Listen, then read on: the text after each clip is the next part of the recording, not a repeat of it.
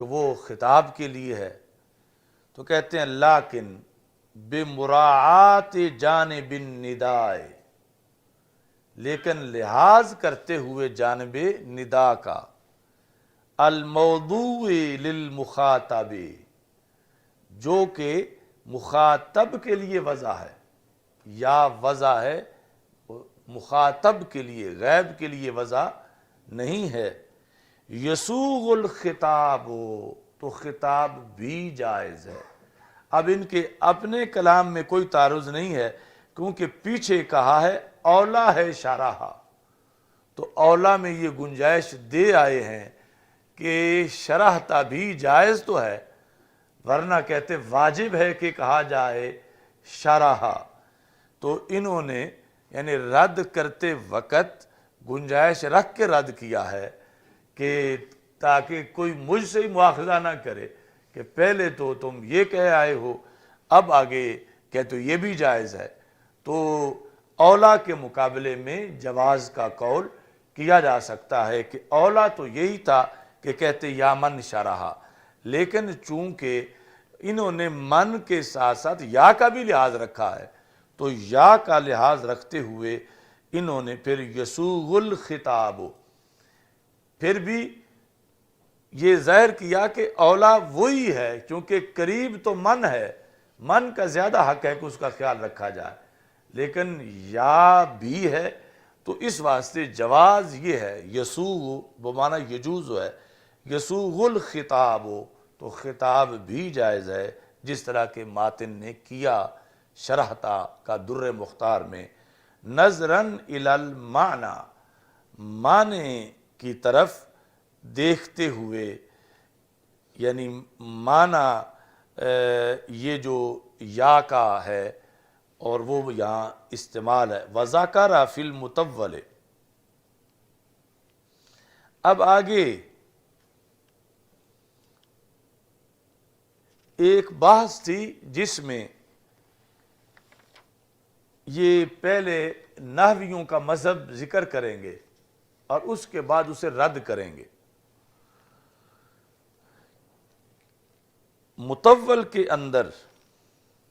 مصنف نے ذکر کیا ہے حضرت مولا علی رضی اللہ تعالی عنہ کا قول، یعنی جو دیوان علی رضی اللہ تعالیٰ عنہ میں شعر ہے اس کا ایک مصرع، کہ حضرت مولا علی کرم اللہ وجہہ نے فرمایا انا الذی سمتنی امی حیدرا، انا الذی سمتنی امی حیدرا، آنا، وہ حضرت صاحب مراقبہ میں چلے گئے ہیں، آنا یعنی میں کون ہوں، انا الذی میں وہ ہوں، سمتنی امی کے نام رکھا میری ماں نے میرا، حیدر، سمتنی امی حیدرا۔ تو اب الذی ہے تو الذی موصولہ ہے اور موصولہ غیب ہے، تو غیب کے لحاظ سے مولا علی رضی اللہ تعالی عنہ نے سمتنی غیب کا صیغہ آنا کے بعد آگے چونکہ پورا جملہ چونکہ سمت تو مؤنث ہے، امی فاعل ہے، سمتنی، سمت ہو نہیں کہا، سمتنی، یعنی الذی کا تو تقاضا ہے کہ وہ سمت ہو، انا الذی میں وہ ہوں کہ جس کا اس کی امی جان نے نام حیدر رکھا۔ اب یہاں یہ ہے کہ میں وہ ہوں کہ میرا نام میری اماں جان نے حیدر رکھا، تو اس کے اندر سمتنی امی حیدرا، یعنی سمت ہو جو نہیں فرمایا، سمتنی فرمایا، اس کے لحاظ سے یہ انہوں نے کہا قبیح عند النحویین، کہ نحویوں کے نزدیک یہ قبیح ہے، یعنی اتنے بڑے بلیغ بندے کا بلیغ ہستی کا جو شعر ہے اس کے اس مصرے کے بارے میں انہوں نے لکھ دیا مطول کے اندر، یعنی جب اعتراض ہو رہا تھا کہ تم جو کہتے ہو کہ اللہ ذی غیب ہے، تو پھر مولا علی رضی اللہ تعالیٰ عنہ نے تو یہ نہیں فرمایا انا الذی سمت ہو امی حیدرا، انہوں نے تو یہ فرمایا انا الذی سمتنی امی حیدرا۔ تو انہوں نے پھر اپنے نحو کے جوش میں آگے سے یہ کہہ دیا کہ ٹھیک ہے انہوں نے کہا ہے لیکن یہ قبیح ہے، یہ معاذ اللہ بلیغ نہیں ہے، اس میں قباحت ہے۔ اب امام شامی جو ہیں یہ اس کا رد کریں گے کہ یہ جو کہا ہے صاحب مطول نے کہ یہ قبیح ہے، امام شامی ثابت کریں گے قبیح نہیں ہے بلکہ حسین ہے۔ وَاعْتَرَضَهُ حسن جلبی، یہ اصل میں چلپی، تو چونکہ عربی میں چے اور پے دونوں ہی نہیں ہیں تو اس واسطے جلبی، حسن جلبی جو ہیں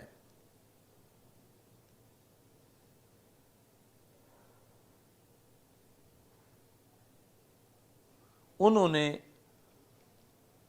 ان کا پورا نام ہے حسن بن محمد شاہ،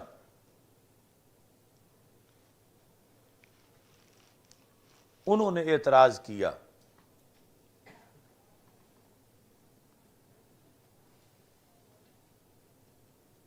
بِأَنَّ الْإِلْتِفَاتَ مِنْ أَتَمِّ وُجُوهِ تحسین الکلام، انہوں نے کہا کہ یہ مولا علی رضی اللہ تعالیٰ عنہ نے یہاں جو علم معانی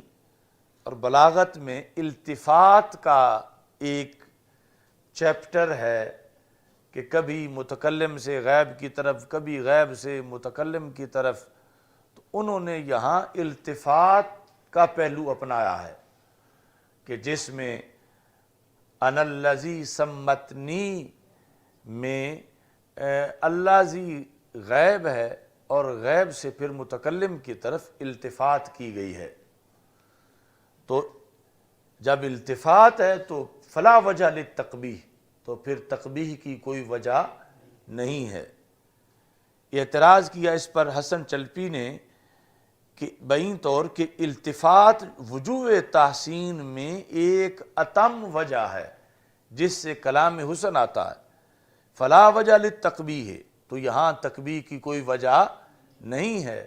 کیوں؟ لِأَنَّهُ التفات من الغیبۃ الی التکلم،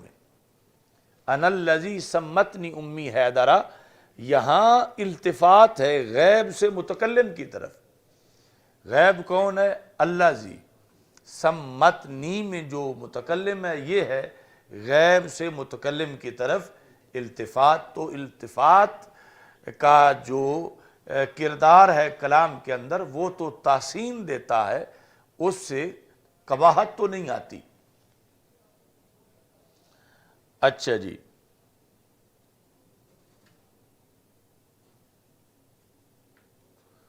اور ساتھ یہ کہا فَفِيهِ تَغْلِيبُ جَانِبِ الْمَعْنَى عَلَى جَانِبِ اللَّفْظِ، یہ جو جلالین میں اغراض آتی ہیں آیات کی، وہاں بھی یہ بار بار آتا ہے کہ ایک ہے اللہ ذی کا لفظ، ایک ہے اللہ ذی کا معنی۔ معنی سے مراد ہے کہ کسے اللہ ذی کہا جا رہا ہے، متکلم کو ہی اللہ ذی کہا جا رہا ہے، مولا علی رضی اللہ تعالیٰ عنہ کوئی اللہ ذی کہا جا رہا ہے، چونکہ پہلے انا الذی، تو اللہ ذی کس کو کہا گیا؟ آنا کو کہا گیا، انا الذی، میں وہ ہوں کہ جن کی امی جان نے ان کا نام حیدر رکھا۔ تو اب وفیہ تغلیب جانب المعنی علی جانب اللفظ، اگر ہوتا نا سمت ہو تو پھر اللہ ذی کے لفظ کا لحاظ تھا،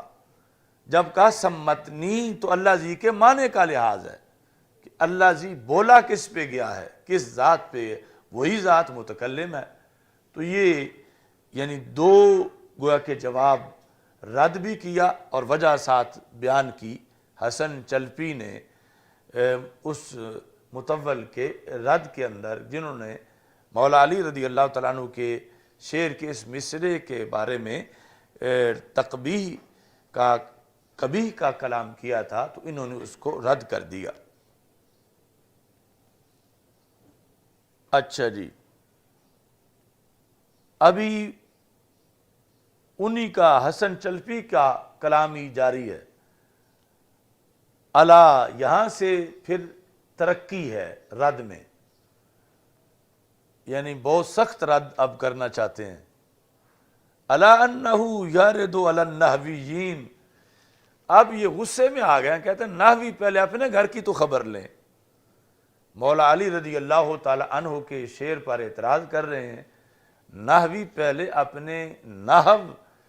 کا تو دفاع کریں۔ ان پر یہ وارد ہوتا ہے کہ اللہ تعالیٰ قرآن مجید میں کہتا ہے، فرماتا ہے بل انتم قوم تجہلون۔ اب قوم اس میں ظاہر ہے، تو پھر ہونا چاہیے یجہلون۔ قوم کا جو لفظ ہے وہ ہے اس میں ظاہر، اس کے مطابق جو نحویوں کا قانون ہے ہونا بل انتم قوم یجہلون، لیکن قرآن مجید میں ہے تجہلون۔ تو فلو کان فیہ قباحۃ، اگر یوں کہنے میں قباحت ہوتی،